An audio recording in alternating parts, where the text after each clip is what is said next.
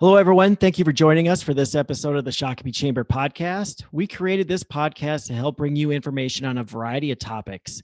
This week, we are going to focus on marketing trends and strategies as we come out of the COVID-19 pandemic. So much has changed from a business strategy standpoint, and marketing is no different.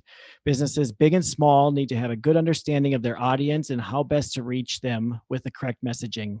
This week, we are going to speak with two marketing professionals and get their insights into these marketing trends. So at this time, I would like to introduce our first guest, Paul Haga, Digital Sales Lead with Star Tribune. Paul, thank you for joining us today. Thanks, Tim. Thanks for having me. Yeah. Well, let's get started on the questions. Okay. I recently read an article that in 2020, 73% of advertisers held back campaign launches, but most are expecting to resume or ramp up their advertising spend this summer. As a marketing strategist for Star Tribune, are you seeing this?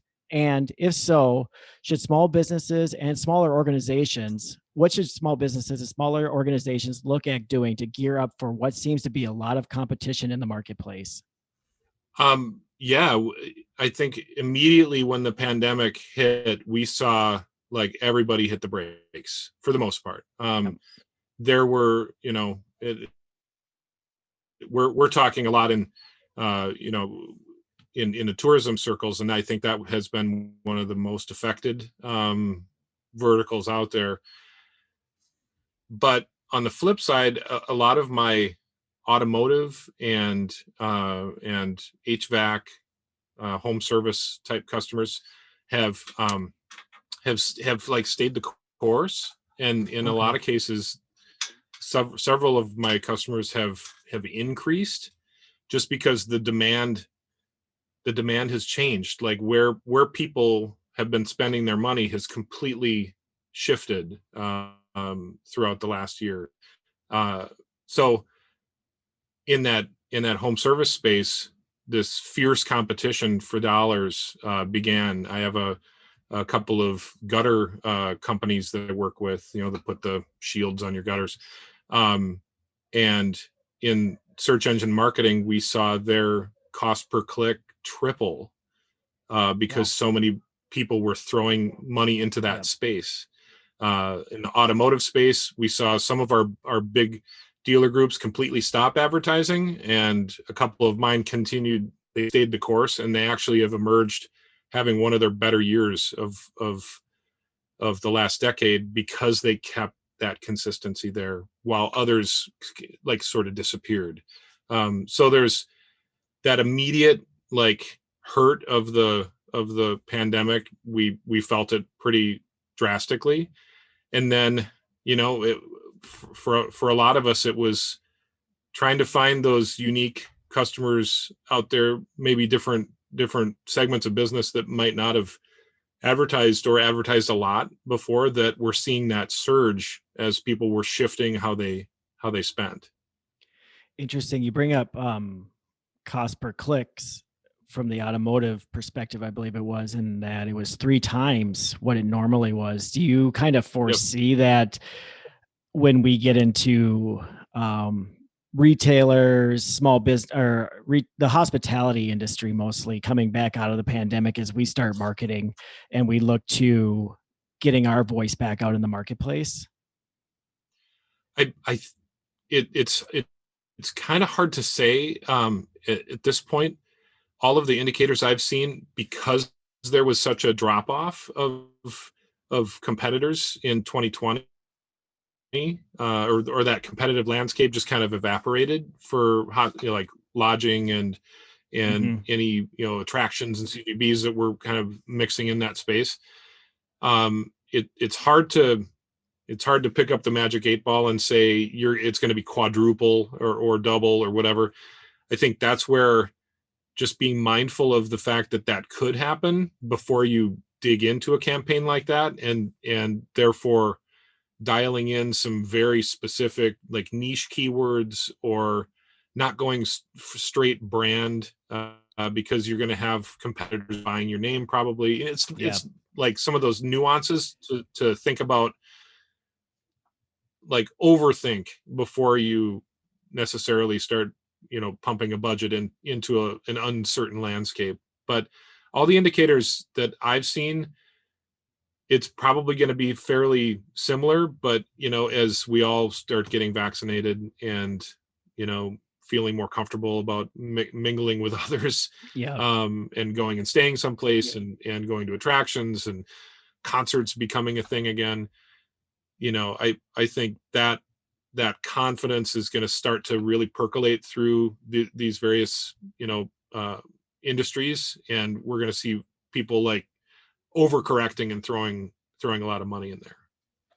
So do you almost see that as, I guess it just really comes down to making sure that you have a really good strategy in place and have flexibility within that strategy to make sure that you can kind of be on the fly. And, some smaller businesses have problems with that just because of staffing and those types of things. So that's when the opportunities come up to make sure that you're communicating with your vendors, whoever's running your marketing campaign or running your marketing buys, and making sure that you do have a good flexible strategy in place that can be changed or tweaked at the drop of a hat. Great. Right. And I think more than any time, we really have to be mindful of who we're targeting. I think because budgets are different, maybe less. You're trying to do more with less, because everybody's feeling some pain from last year. That means you just have to get smarter with how you're positioning that campaign, who you're going after, and maybe looking at those granular levels of behaviors or geographies or demographics that really embody your perfect customer to a T, rather than just kind of blasting a branding message out. It's getting narrowly focused, and then as we see the results come in, more opening that landscape back up over time. Which actually leads us into our next question, actually our next two questions. So that's great. In the same article, 79% of CMOs will continue to pursue relatively conservative growth strategies, primarily relying on existing markets to fuel sales growth. What digital strategies would you recommend to these businesses and organizations not looking at growth of new customers, but perhaps retention and sales growth from existing customers? So I think depending on the business and how much they've been impacted by the pandemic, my couple of go-tos, and I think you probably know where I'm going to go already, Tim, just from us working together in other ways. But I love the granular, like super focused targeting of geofencing, of emails, and what I refer to as like the addressables of targeting today, where we can literally target people by their rooftop, by their household rooftop. And so when we talk about like re-engaging, a prior customer list that's maybe lapsed over the last year, because people have changed what they do, thinking about like the casino in your area, they have a huge loyalty club that they could leverage. I'm sure a lot of the retailers in the chamber have some sort of loyalty club or master list CRM database that they could leverage. Just that information is powerful. The address of these folks that were your customers at one point, and to your question, going back to that going back to that list of existing customers to tap them again, bring them back to your site, or bring them into your establishment, that they already like your product. So that's pretty easy to take that list and dump it into a geofencing campaign to start hitting those folks, rooftop to rooftop, household to household. And in the initial part, let's say the business doesn't have a list of customers, they don't have an email list or anything like that, they could set up that geofencing. Conceivably, they could set up that geofencing in advance to start collecting some of that data. And an example of that is actually what we did with you with Star Tribune back in the fall. We really didn't have a lot to market at that time in 2020 in the fall. We had the Renaissance Festival drive-through. Mystic Lake was partially open.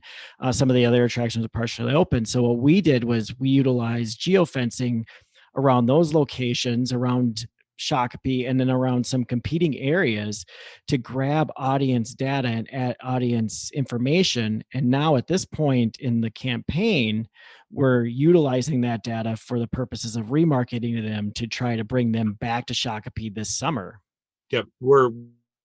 We essentially built a competitive pool of potential Shakopee visitors or revisitors, return visitors, and we're leveraging that pool. And for some of your retail or dining establishments, things like that, you can look at even a smaller scale version of that competitively, different restaurants or different attractions in cities close by, and building that pool over time, and then offering your attraction or your restaurant or your establishment as an alternative.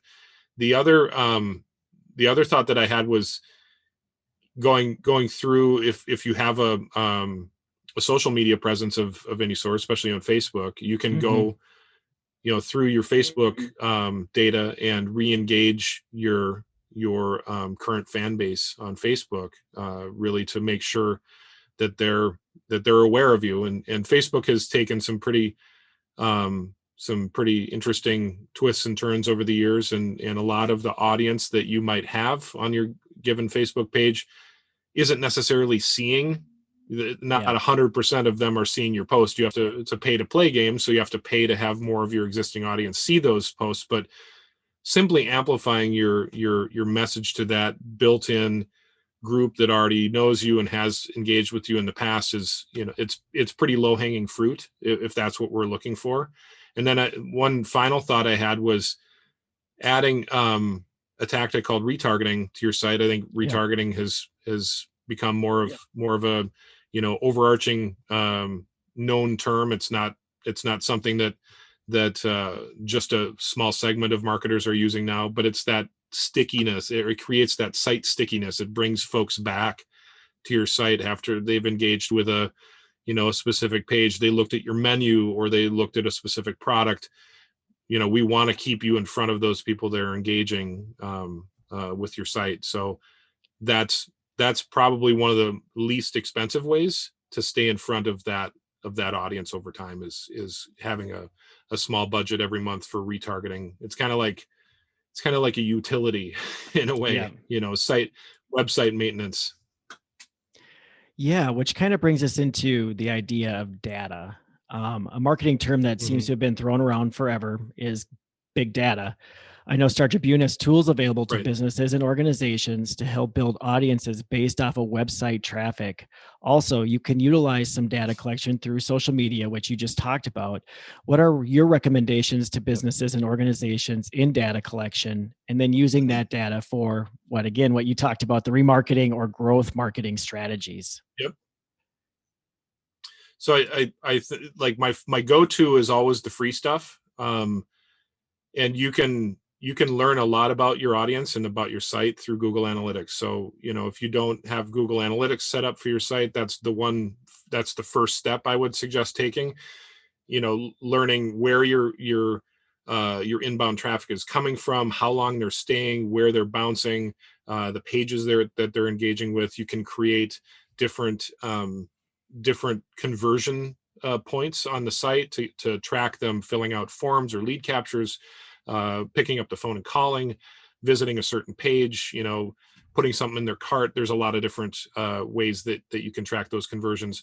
And similarly, you can do a lot of that sort of analytical tracking on Facebook, looking at your audience, slice and dicing your audience based on who they are, on how they engage with your posts, even looking at, A/B testing some of your social posts to see, does a picture of a cheeseburger draw more likes, comments, and shares, or does a picture of a chicken finger basket do that? Yeah, I mean, there's so many different ways that you can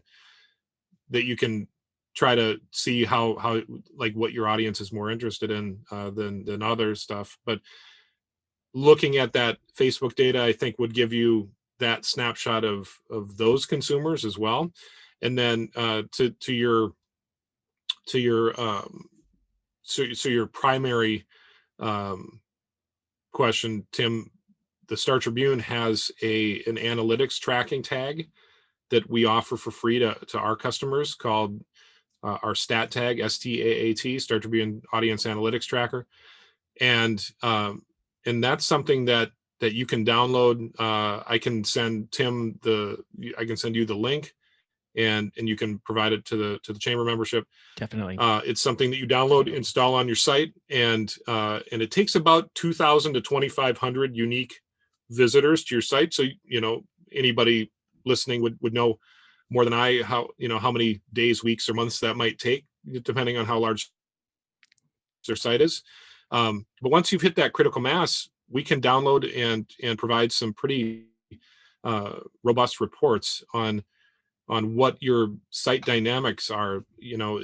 Like what's the average age ranges on your site? Mm-hmm. Is it how does it skew male or female? What's their average income level? How educated are they? Are they married? Do they have kids? Do they have pets? And then it gets into like really crazy, creepy, cool stuff. Like what kind of cars do they drive? What kind of TV shows do they watch? How long are they online every week? And then we also have some psychographic information that we can provide. So a lot of that is a service that we offer to our customers, just in a way to help everyone that we work with understand who their audience is. And for a lot of our clients, we use that as like the starting point for before we even kick a campaign off. We want to know what their audience looks like and how that may be similar or different to the audience that they truly are looking for, and then we can adapt that targeted campaign to either overcorrect and try to bring a new audience to the site, or to reinforce the audience that's already there.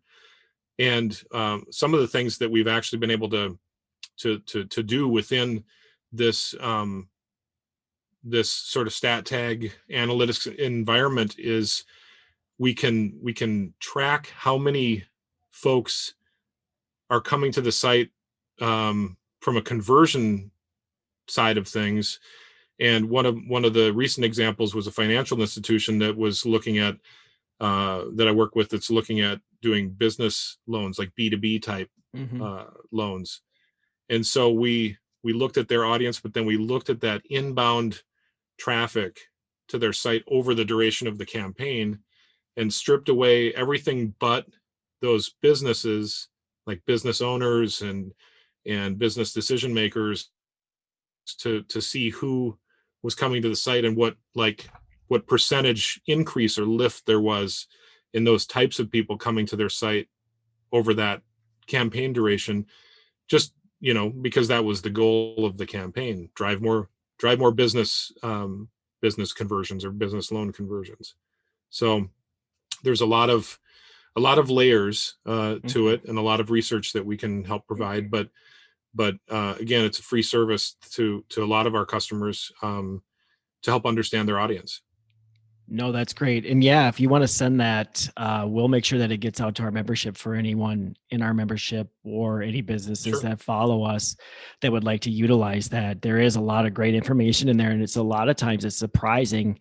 You think you have a target demo locked down and you understand what your target demo is. And then you take a look at it, you're like, whoa, I didn't expect that. And, we utilize it from a metro perspective too, with our metro group. And, it was interesting, the income levels and different things like that. They're just things that we saw in there that we weren't expecting. And it's a great tool. It's a great resource to just take a look at it and kind of get a good gauge of where maybe your past marketing spends were and where maybe you should reallocate or take a look in a shift. Right. So one of my favorite examples is a an orthodontist that I work with. They have 3 locations in the South Metro, and their immediate assumption of who their target audience was, or the audience that was frequenting their site, was moms with kids, right? Mm-hmm. It's a mom with 10, 12, 13-year-old child that's ready to get braces. So over 3, 4, 5 months, we're aggregating this information, accruing this information, and then we start to look at their first party data, and we discover pretty quickly that the demo that's coming to their site is not moms with females 25, 54 with kids. It's actually females 25, 34 with no kids. Okay. And that was a huge aha moment for that customer, that marketer, because they knew right then, hey, we need to change our entire social media strategy to start including these perhaps married, but oftentimes single female, mid-20s to mid-30s, without children, because they're spending money on themselves. They're not spending money on their family. And it opened them up to using Instagram more so, and to doing a completely different, like, behavioral email strategy to that group versus the other group. And then we started A/B testing the 2 of them against each other to see who was driving more engagement to the site. So, like you said, Tim, there's some things that you can uncover with this data that you might never have known about your site, or maybe made the assumption that your audience was a specific group, when you have all these other groups that you've left by the wayside. Or even if, like you said, we're leaving them by the wayside, it could be, you could still be hitting on your primary demo, but another demo could be extremely close in terms of visitation and different things like that. And there may be opportunity to utilize that too for some growth strategies, which we talked about. So, yeah. So a lot of our member businesses and organizations are small businesses who don't have the resources to create that seamless, integrated customer experience and help guide the consumer through the sales funnel. What tips and tricks do you have for them? Also, what types of opportunities can working with a vendor like you do to create that seamless, integrated customer experience and help them with their omni-channel marketing strategy? I'll answer the second part first. The ways that Star Tribune could potentially help is that just to rewind very, very briefly, Star Tribune is one of a very small handful of media companies in the United States that's not owned by a hedge fund or a venture capital firm. We're owned by Glenn Taylor from Mankato, and fortunately for us, that ownership and being owned by Glenn has allowed us to do some pretty great things internally, like bringing all of our digital operations in-house. We're not farming anything out to a vendor or that sort of thing. And it's allowed us to keep a lot of legacy departments like our GIS team, our data science team, and grow departments like our market development team and our basically our customer marketing unit. We've even gone as far as recently to sort of reskin that entire department as our digital agency, and that's Sean Haley's group. He helps customers with copywriting and developing ad campaigns from literally nothing to full campaigns, including television. They're doing all sorts of ad building. They went out to a customer of ours in Wyoming that sells plots of land in the middle of nowhere, and they did a bunch of drone footage for these folks out there. So they're very adept at creating that overall brand strategy and message. And and our customers can tap into various aspects of that group, from simple ad creation to, help with like an overall strategy. So I think how we can help is, we can bring a little bit more to the table than simple ad creation, which we can do too. But helping with that multi-channel strategy, whether it's placing ads in programmatic radio like on Spotify or Pandora, placing ads on OTT or connected TV, which is like your Sling and Roku and Hulu and all of the lots of streaming content that we offer, or not offer, but that we all consume. And then to the first part of the question, I totally get the marketing departments of one, and what are the tips and tricks to use. I think I know that it's an overwhelming position for a lot of folks, and I think a lot of it is trial and error, figuring out which outlet is best for your brand voice is some trial and error. Is Instagram a better fit, or is Snapchat or Facebook? I know that there's some tools like HubSpot to help like aggregate some of the social presence, just to make lives easier. But I wish I had a sort of silver bullet go-to place.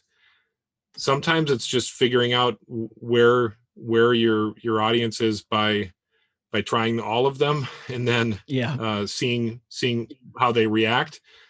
But the one thing that you have to do across all of those things is keep that brand voice consistent, keep that creative consistent and that message consistent. And then you can measure the platforms against each other. That's the way that I would approach it is, I'm going to say the same thing in Instagram as I am in Facebook, maybe adapt it slightly, but then it would give you a true test on which platform is going to net you better return, I guess. So if anybody needs creative help, I would throw the Star Tribune in there as some of the better creative designers that I've ever worked with in my and again, if we're running campaigns, we're obviously there to help build creatives for those campaigns. But getting into that deeper, like, what is our brand voice? What should our new logo be? How should we, build out our website? We do have tools internally that we can help with that. Otherwise, there's I think, unfortunately, still some trial and error there.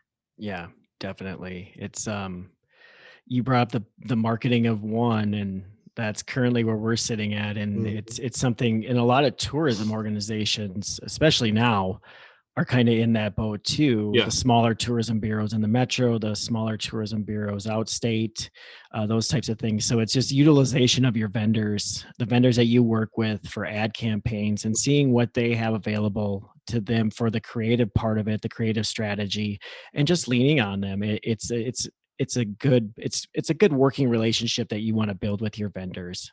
Definitely. Yeah, that's a really good point. I just to expound on that for a couple more seconds. I think if you're working with multiple vendors, maybe have each of them, at first take a crack at your branding, especially if they're like us and they're able to build you something for free. Or as part of a campaign, and weigh that, see how your campaigns perform based on that ad creative, and how smartly that ad creative might be built.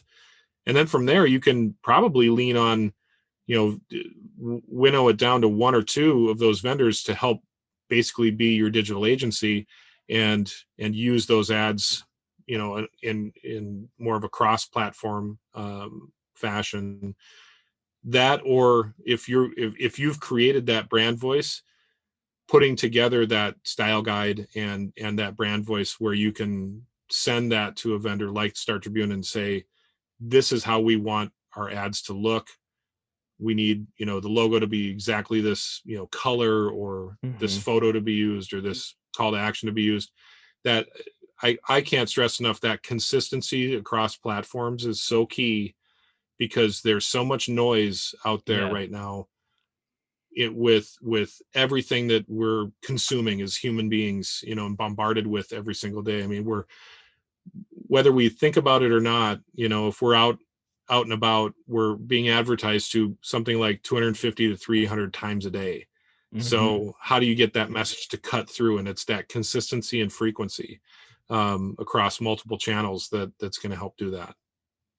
Yeah, no, absolutely. You're 100% correct on that. So yeah, thank you, Paul, so much for joining us today. And thank you so much for the insights. This was very good. We want to, we've talked on topics with this podcast on politics, and, everything kind of focuses around COVID-19 still, as we hopefully come out of the pandemic sooner than later. But I think there's some light at the end of the tunnel. And I really think that now there's opportunity for the small businesses and any business of any size to take a look at your marketing strategy and what is available to you, and maybe shift focus on things and look at your customer base. And maybe it is not going to be a growth strategy in 2021, but maybe it's focusing on retention and different things like that. So this information was great. Thank you again.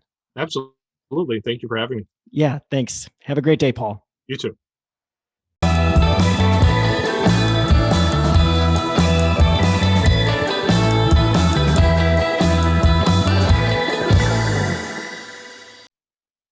Hello, everyone. Welcome back for part 2 of this week's podcast, focusing on marketing trends and strategies for organizations and businesses as we come out of the pandemic. At this time, I would like to introduce our next guest, Chad Peterson with Integrated Marketing+Design. Chad, thank you for joining us today. Hey, thanks for having me. Excited to be here. Yeah, definitely. Well, let's get started. An article I recently read and mentioned with our first guest talks about marketing during and after the pandemic. The article stated that 39% of social media users polled said they were spending more time on social media. What are some tactics you have helped clients with to help them with their creative strategy to help their social media have more reach to consumers? Yeah, so one thing you got to realize just off the bat is 2020, we saw off the charts things. So internet usage was up. Social media usage was up, online shopping was up. And the great thing about all of these aspects of being up was your ad spend dollars, in many times, especially early on when the pandemic started, was your ad spend was down, because your competition or other businesses, they were reserving funds, not sure what was going to happen. So actually, it's been a great time for online advertising. Second, you want to think about it and realize it from the aspect of, yes, we might be physically distancing, but we're not socially distancing. So advertising from an online social standpoint, it's been great for businesses that have utilized it in the right way. So when it comes to social media or online advertising, think of it as your new storefront. Think of it as your new hangout spot. Think about it where many businesses come and learn more about you to find out more information. So really, we want to take the aspect of utilizing all the areas that are up and maybe get a little better ad spend on it and utilize online advertising to the betterment of your business. So really, there isn't any secret sauce to it. There's no magic answer or one way to do an ad that's going to get you seen better or more visibility. But there are specific tactics that we want to utilize. So really what we want to do from a successful marketing strategy is focus on the data. So first, that means we want to focus in on our target audience. Now, this can be hard for some businesses because they don't want to miss an opportunity or potential sale. Tim, I know you're a sports fan. Have you ever heard the phrase, a sports team is better have, if you have 2 quarterbacks, you really don't have any quarterbacks. Yeah, being a Vikings fan. If you've heard that phrase, being a Vikings fan, I hear it all the time. Yeah, right? yeah. So exactly. So what that means is really, if you don't have one specific area to focus in, and you're going column A and then column B, you don't have a clear path forward. So really, we need to understand who your target audience is, because if you're trying to engage with everybody, you're missing the mark. And if you're trying to advertise to everybody, you're wasting your ad spend too. So you need to narrow down who your targeted audience is. You want to be balanced in this approach.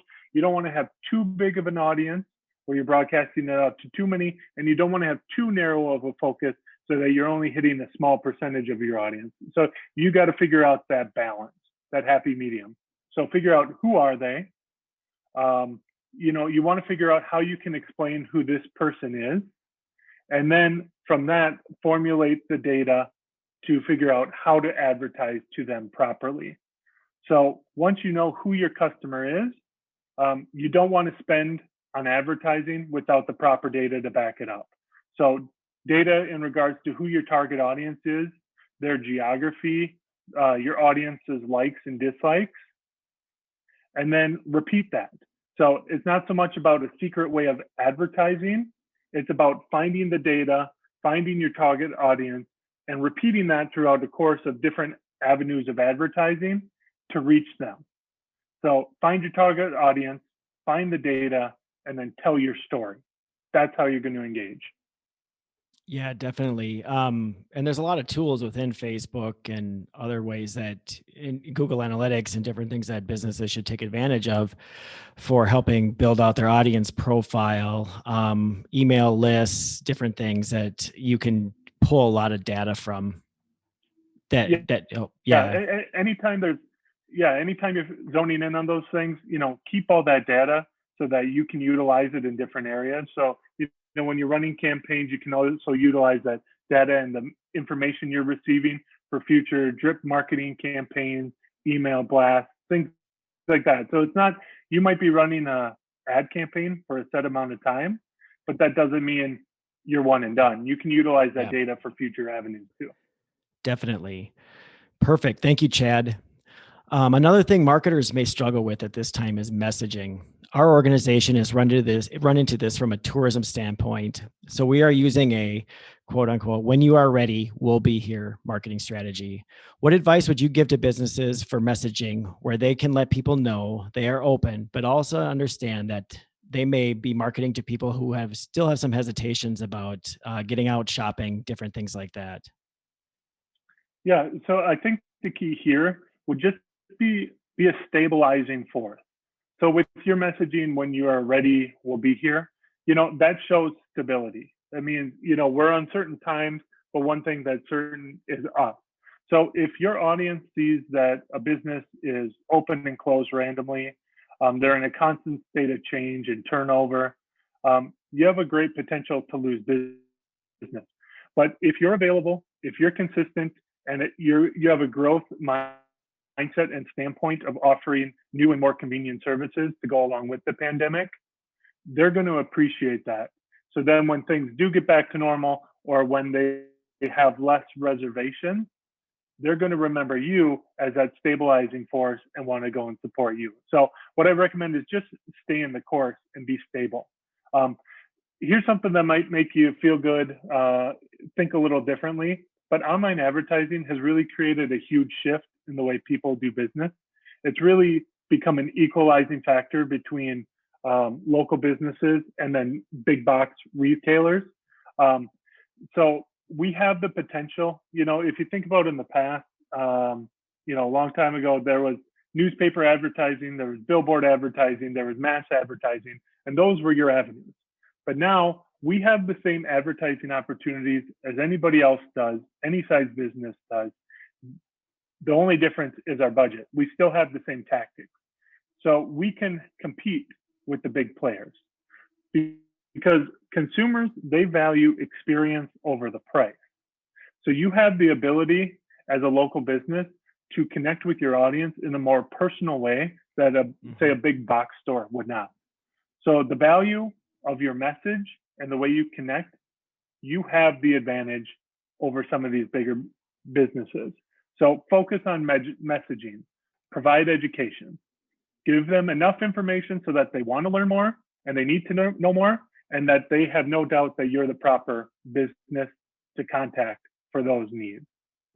And then tell your story. Tell it in a way that makes you unique. So get a little personal. Like what's your differentiators? They need to know that. What makes you unique? Say you're in the cake making business? Do you provide dairy or gluten-free options? Are the cakes handmade? Are you a family-owned business? Do you now provide free delivery? What makes you different and what makes you unique from your competition is really going to make you memorable in the way you tell your story. And then be transparent. Again, since consumers appreciate experience over the bottom dollar price, you want to share that experience and be transparent in a way that makes you memorable. So if you, say you're a candle store and you make candles, okay, and you provide that, they'd be interested to see the process of how you make it. So then they make a personal connection with the product you're offering. Share the bloopers too. It doesn't always have to be perfect. Perfection can be a turnoff, but showing that you're a real people, real business, you're likable, that'll make the connection. If you think about reality TV, if you watch it and they end up going behind the scenes, so you see the cameraman or you see the production crew or whoever that may be, that's the part where that's an unscripted moment and people zone into that because that's the true essence of, I'm going to get to see how this show is really made. Same thing can happen too, is if you're vulnerable and you're open and transparent, your audience can also see what you do behind the scenes and they can connect with you there. So really telling your story, being a stabilizing force, and then doing it in a way that you connect with your audience in a personal way, it's going to add huge value even during these uncertain times. Yeah, definitely. You bring up using the personal stories or the behind the scenes thing. And I know our two breweries in town do a really good job of that. Both Badger Hill and Shakopee Brew Hall do a good job with their Facebook lives and different events of showing that behind the scenes creation of their beers and just different things. So it's great traffic for them by doing that. And it tells a great story. Yeah, for sure. And then just knowing how it's made, seeing the personal touches, it just connects you with that product or service or that beer, and it just makes you more engaged and more thirsty to support them.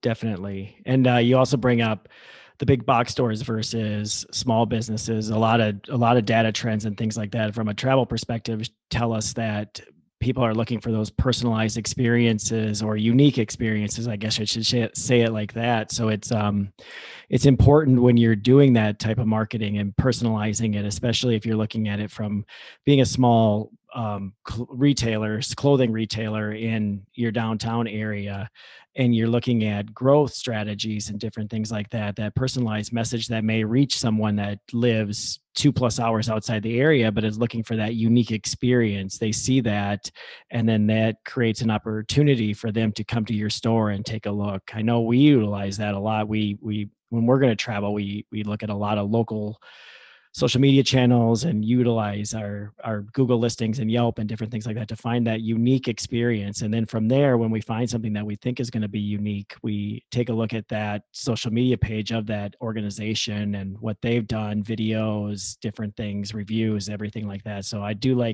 really like that you talked about personalization. Yeah. We have areas we can tap into, say, a business downtown Shakopee. There are areas that we can tap into that a big box store can't even utilize. That one-on-one customer service, remembering somebody's name, adding that extra gesture or value as you wrap up their product to go out the door, understanding maybe from a clothing perspective their sizes and what they like. That there are advantages that you can't necessarily monetize, but are big from the customer retention standpoint. Definitely. Perfect. Well, thank you, Chad. Next question is, what marketing trends are you seeing locally, and which of these tactics would you recommend a business look at implementing if they already have not done so? Yeah. So there's two areas, but the first area I'm going to tap on is, if you haven't done this will be the best thing that you can do for yourself and your business. If you're familiar, people call it different things, but a GMB listing, a Google My Business listing, or getting yourself in the Google Maps pack. Now, if you type in, say, okay, let's go back to candles. I said candles before. So if you put in like candle store near me, if you have a store and you're in the general vicinity, you should pop up with a listing on the GMB Maps pack that says your name and your business and your contact info. If you don't have something like that set up, make sure you do it. That is the best free local advertising that any local business can do for themselves. This is going to be your local SEO tool to be found online and then to rank high up on those search engines. So make sure, one, that you have it set up.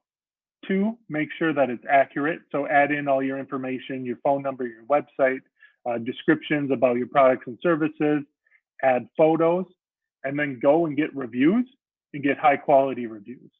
When you have those things, then respond to those reviews, and then also post on your Google My Business listing, just like you would on social media. Here's the key to why you want to do that. If Google sees you active, they see that you have a lot of reviews and you have high rankings and you're responding to those things, it makes Google happy and you get a stronger authority to be found higher up in those map packs.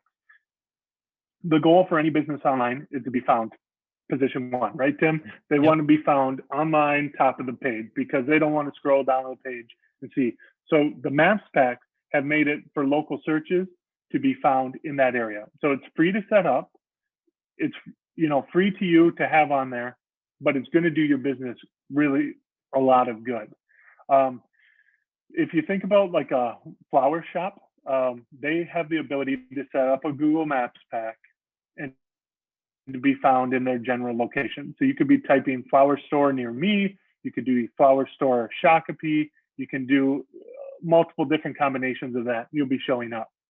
But if you're looking to do it from a standpoint of, well, I want to be found in northern Minnesota, I want to be found in southern Minnesota, east, west, all those things, you're not going to be found there because you're not a local business. Mm-hmm. So even if you do a big, large SEO campaign, the Maps pack is still going to be number one. It's still going to be top of that page. So focus, before you try anything large in scale in the state of Minnesota or nationally or anything like that, just focus on local so that you can drive traffic from the search volumes you have in your local area.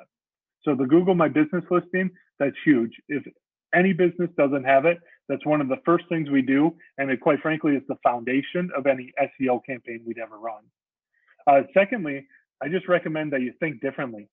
Now, a lot of times businesses define themselves as a small, medium, or large size business, but I've converted the way we talk and the way we think about it. I'm a big fan of Marcus Lemonis. I'm not sure if you're familiar with him. He has a show on MSNBC and a couple of different shows out there, really knowledgeable entrepreneur.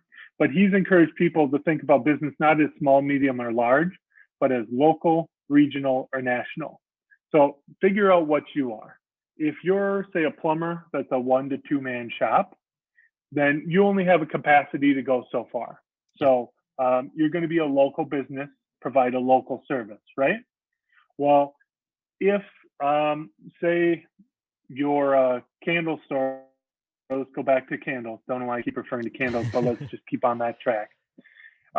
Yes, you might have a brick and mortar storefront, so you're a local business, but do you also want to focus on selling to the state of Minnesota, or do you have a product that can be offered nationally? So don't think about it so much about where am I located or how big is my staff and my team, but how big is my reach and my customer base? So am I a local business? Am I a regional business? Or if I'm a national business? And if you kind of start thinking about that aspect and have that mindset, you can really grow your business in some great ways. So who do you want to be? How do you want to build your business? And think differently from that approach of, you know what, in the recession, I might have changed some things. I might have just had a storefront before, but now I'm online. So yeah, I'm not a local business anymore. I can service the whole state of Minnesota, or I can service nationally because we have a process set up in place. So really, the sky's the limit now. And the pandemic in 2020 might have just forced you in a new direction, setting you up for future success you didn't even realize. Yeah, perfect. And I really like that you brought up the Google My Business part of it.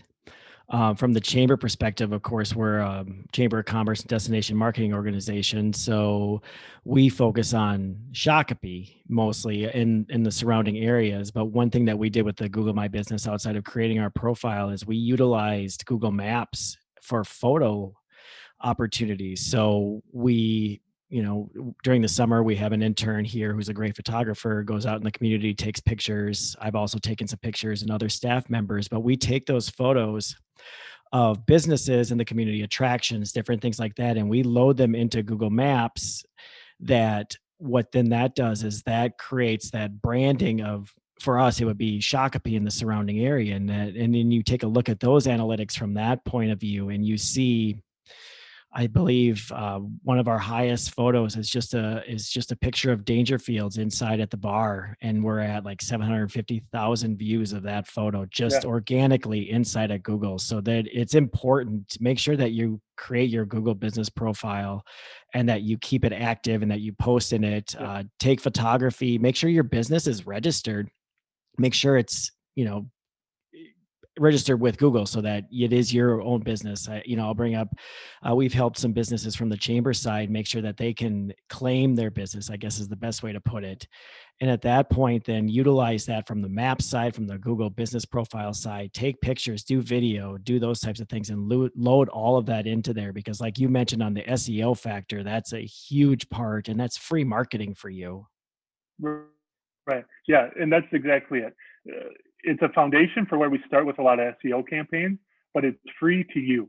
So utilize it because it's a free tool and it will be your biggest return. There's always a return on free because it's free, but you'll actually see a return on this from local search volumes. And if you do it right, people are posting all the time on social media, but they don't always post on their Google profile. Now, I don't say you necessarily think about it as, if you're going to post on Instagram, you're going to get the likes and responses as you do. But by doing this and staying active with your Google listing, it's keeping Google happy, which has you have a stronger authority and moves you up the listing. And again, it's free. Yeah. And another thing too on that too is post your events. If you're going to have an event, if you're going to have a sale event or something like that, post that in there.